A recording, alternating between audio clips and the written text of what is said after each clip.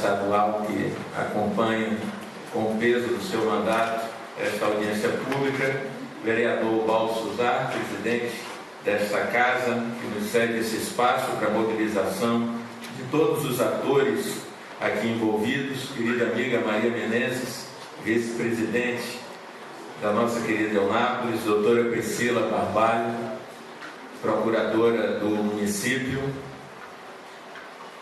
representantes dos sindicatos, autoridades civis, militares, eclesiásticas, meus colegas Vandique, Rodrigo Baioco, Silmar, meu querido amigo e irmão, companheiro Belo. Falar de Sérgio Carneiro aqui em Eunápolis, tem que falar do Belo. Demais presentes, pessoas presentes aqui. Eu quero, em primeiro lugar, agradecer o convite para estar nesta audiência pública, desmentindo aqueles que dizem que eu venho aqui de 4 em 4 anos. Eu acho que eles não se lembram às vezes que eu venho aqui quando não é período eleitoral, porque se tem um dos municípios na minha agenda de trabalho em que eu venho e gosto de vir, não é isso, Rafa? E o Rafa sempre me fotografa e manda depois para eu colocar na minha rede social, Eunápolis, um município que todos aqui sabem da enorme ligação que não apenas eu, mas o senador João Durval tem.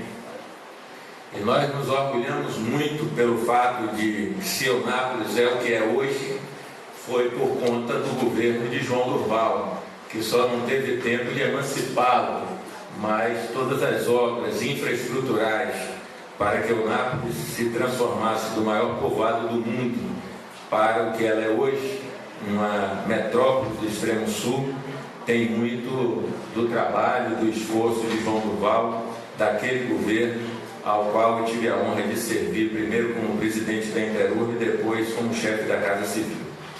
Mas hoje me encontro, até por vontade de muitos eunapolitanos, na condição de deputado federal. E para que todos aqui presentes possam entender, o Dr. Jefferson falou en passant, de como obter o objetivo que nós estamos aqui reunidos, que é a ampliação da vara do trabalho aqui em Eunápolis e, se possível, em outros municípios como Itamaraju e Teixeira.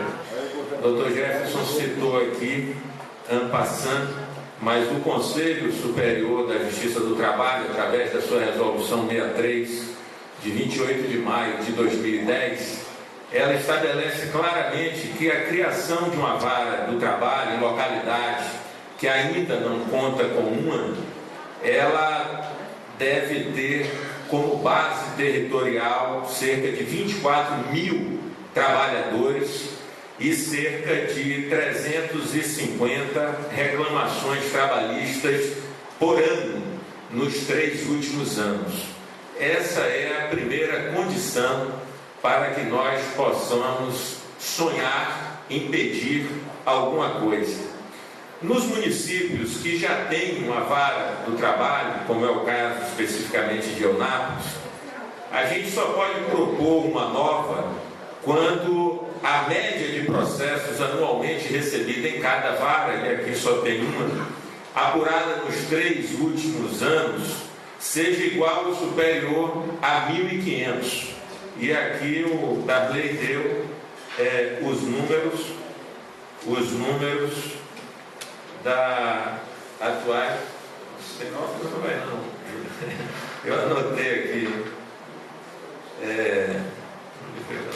Repete aí, eu estou sem óculos aqui. Júlio me deu 1.200 em 2011. Até agora 1.270. Até o meio do ano, mas nos 3 últimos anos, a média dá uns 2. achei aqui 2.500 em 2008, 2.100 em 2009, 2.200 em 2010. Então supera a exigência de 1.500 nos 3 últimos anos. De forma que, constatados esses números, e Eunápolis atende plenamente, o TRT da 5ª Região, ele tem que encaminhar essa proposta de anteprojeto para o Conselho Superior da Justiça do Trabalho, né, com vista à criação das varas, bem como a previsão dos cargos de juiz e dos cargos de juiz substituto, além dos cargos efetivos e de comissão.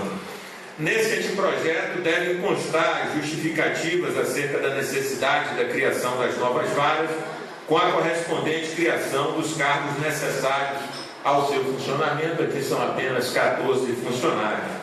Na sequência, esse anteprojeto ele é encaminhado à Coordenadoria de Estatística do Tribunal Superior do Trabalho, à Assessoria de Planejamento, Orçamento e Finanças, para poder pôr no orçamento do Poder Judiciário do Trabalho, vai para o Conselho Superior de Justiça do Trabalho e para a Assessoria de Gestão de Pessoas, para a emissão de pareceres.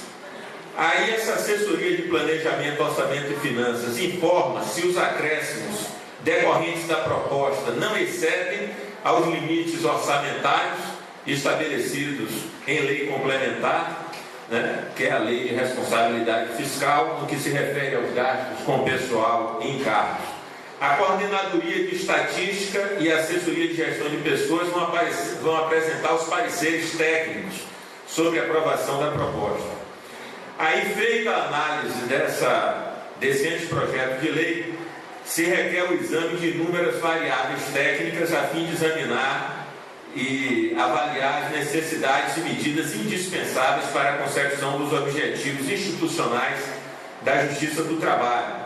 Aí vão se adotar por parâmetros os dados sistematizados e consolidados que foram criados pelo egrégio Conselho Superior.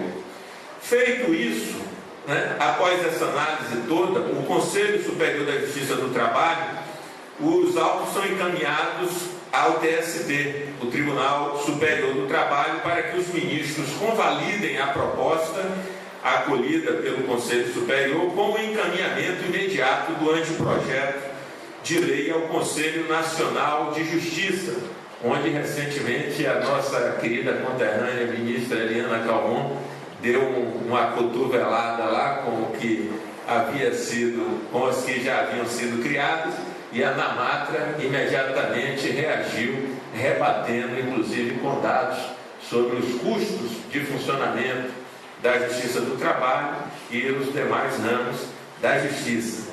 Eu sou modesto advogado de direito de família, que não é Justiça Estadual, mas quem é advogado, volta e meia, até por razões pessoais, de amizade, tem que fazer uma incursão em outras áreas do direito, e posso dar um testemunho de que uma das melhores justiças em funcionamento do nosso país, sem sombra de dúvida, é a Justiça do Trabalho. Isso aí eu falo como advogado de direito de família, mas todas as vezes que fui chamado a participar ou a acompanhar dos escritórios dos quais faço e fiz parte, sem sombra de dúvida, eu posso dar esse testemunho aqui de que o funcionamento da Justiça do Trabalho para o advogado, sem sombra de dúvidas, é um funcionamento, mas muito melhor do que o da Justiça Estadual. Em seguida, a apreciação do TST, o projeto segue para o Conselho Nacional de Justiça, como disse o CNJ, para depois seguir para a apreciação do Congresso Nacional. Então, resumindo, é essa a tramitação. Quando chega na Câmara dos Deputados, esse projeto vai passar pelas seguintes comissões: a Comissão do Trabalho, de Administração e Serviço Público, para uma análise de mérito, vai passar na Comissão de Finanças e Tributação, para ser examinada a compatibilidade orçamentária, vai passar numa das comissões que faço parte, que é a Comissão de Constituição, Justiça e Cidadania, para que seja analisada a constitucionalidade, a juridicidade e a técnica legislativa. Depois disso, os projetos são votados em plenário. E, recentemente, a Câmara aprovou a criação de 164 cargos de juiz e 76 varas trabalhistas. Isso o plenário aprovou, doutor André, no dia 17/3. E como eu publicizo essas informações, O meu amigo Jefferson então recebe o boletim e manda de volta. Só faltou a Bahia.